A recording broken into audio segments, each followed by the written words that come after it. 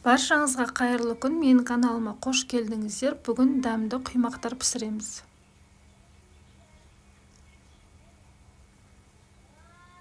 Жұмыртқаларды жарып алып, тұзымызды қосамыз. Қантымыз ерігенше араластырамыз.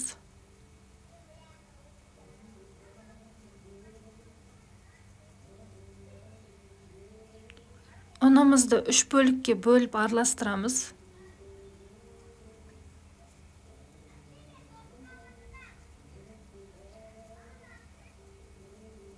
Жылы сүтімізді құямыз.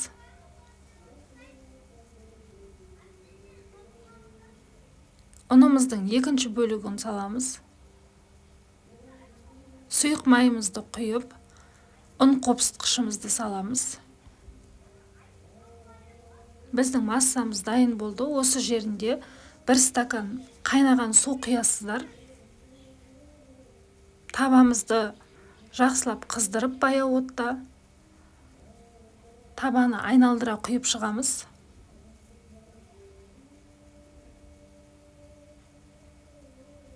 Екі беті қызарғанша пісіріп аламыз. Мен құймақты құю әдісінің бірнеше түрін көрсеттім.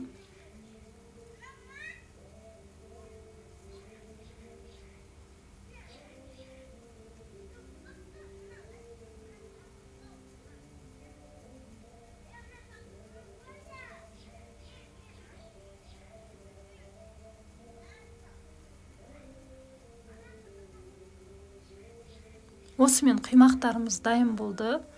Вареньемен немесе қаймақпен жеңіздер, ас болсын. Менің каналыма тіркеліп, мені қолдап кетіңіздер. Рахмет.